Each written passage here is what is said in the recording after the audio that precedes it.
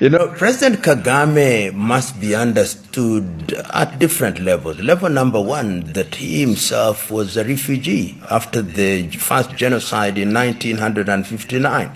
And his family was in Uganda for a very long time, suffering discrimination and alienation.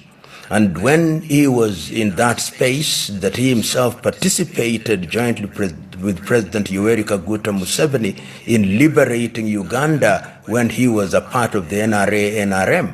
And we also must remember that it is him and his comrades who were in the forefront to stop the genocide in 1994, when we now know anything between 800 and 1 million people were massacred in a manner that was completely unprecedented in the continent of Africa.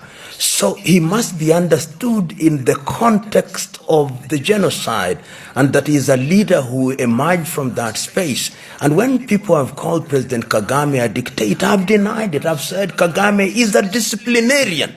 And his disciplinarian approach is informed by the realities on the ground in Rwanda.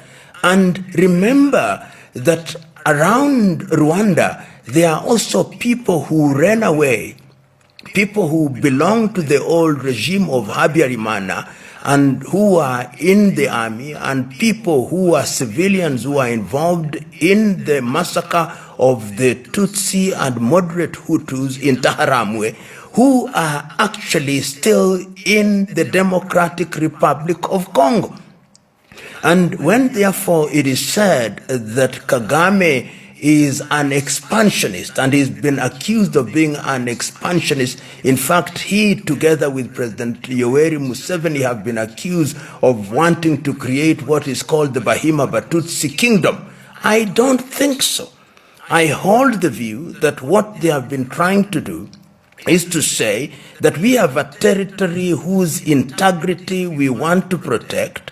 You are trying to impose on us people with whom we have filial ties, with whom we have same blood, our kith and kin, but who by dint of colonial boundaries are actually Congolese. And that therefore we must be on a defensive stance. To compare him, Putin, who belongs to a different dispensation in a different environment, is to miss the point. And the point is that he finds himself as a leader together with his comrades in arms in a post-genocide era, and he is trying to rebuild the society. And that